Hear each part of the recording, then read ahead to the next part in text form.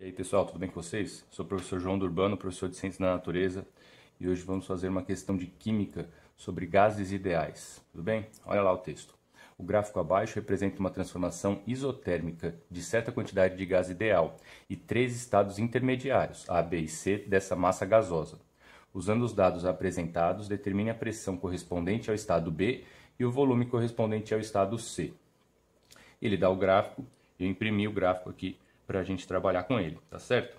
Olha lá, pessoal, ele já diz aí então que é uma isotérmica, né? Uma transformação isotérmica. Então, quando eu transformo esse gás, eu causo alguma perturbação nesse gás, dos pontos A para o B ou do B para o C, certinho? Eles vão manter a mesma temperatura. Então, a temperatura de A, que é igual a do B, que é igual a do C. E aqui, num gráfico de pressão por volume, quando eu trato de gases ideais numa transformação isotérmica, ele vai ter essa característica mesmo, tá? Esse desenho, essa curva do gráfico será assim. E sempre quando tiver essa curva, vão estar todos os pontos numa mesma temperatura? Não, não é bem assim, tá? Eu vou mostrar aqui do lado, deixar só a imagem de um outro exercício, mostrando duas isotermas, e o gráfico aí que é o traço preenchido, passando de uma isoterma para outra, tá? Então tem que tomar cuidado. Mas aqui ele já fala, então a gente sabe que todos os pontos estão numa mesma temperatura. E aí ele quer a pressão no estado B e o volume no estado C. A gente tem que fazer um de cada vez. Em gases ideais, qual que é a relação que a gente tem, pessoal?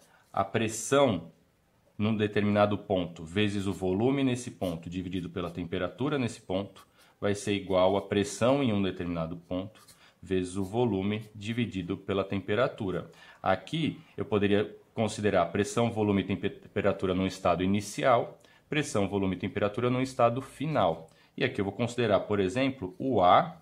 Então, pressão em A vezes volume em A dividido pela temperatura em A vai ser igual pressão em B, volume em B, dividido pela temperatura em B. Então, sempre são dois momentos distintos, tá? É uma relação aí, numa transformação gasosa. Por que eu escolhi A e B? Primeiro B porque ele pede a pressão em B. E o A é o único, no segundo gráfico, que eu tenho todos os dados, né?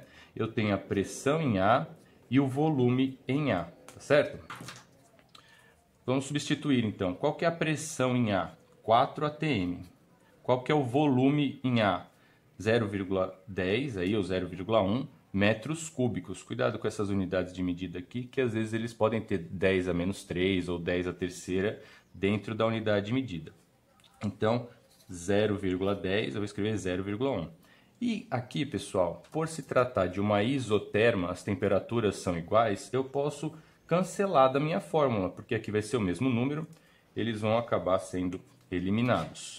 Igual a pressão em B, que é o que eu quero, vezes o volume em B. O volume em B aqui, ó, 0,20 ou 0,2, tá bom? Realizando essa conta rapidinho, então dá 4 vezes 0,1 dá 0,4 igual a 0,2 pressão em B. Só invertendo para facilitar aí, para quem tiver dificuldade. Então, 0,2 pressão em B igual a 0,4. A pressão no estado B vai dar 0,4 dividido por 0,2. A pressão em B eu terei 2 atmosferas, 2 atm, certinho? Aqui também tem uma relação que eu já vou deixar clara para vocês. Se o volume em B, ó, dobrou, né, do A para o B, então a pressão vai reduzir pela metade. Volume dobra, pressão reduz pela metade. Era 4 atm, foi para 2 atm.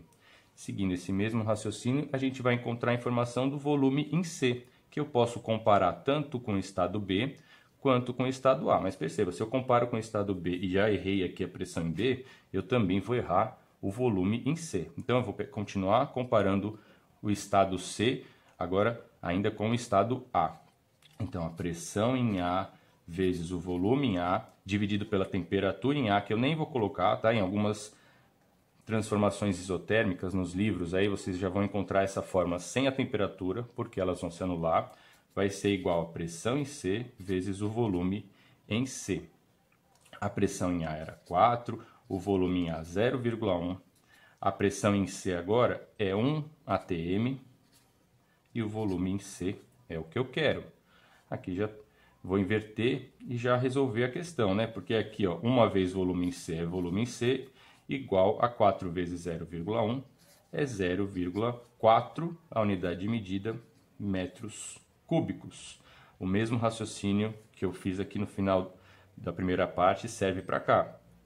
Se a pressão em A diminuiu 4 vezes, o volume em C vai ser 4 vezes maior do que o volume em A.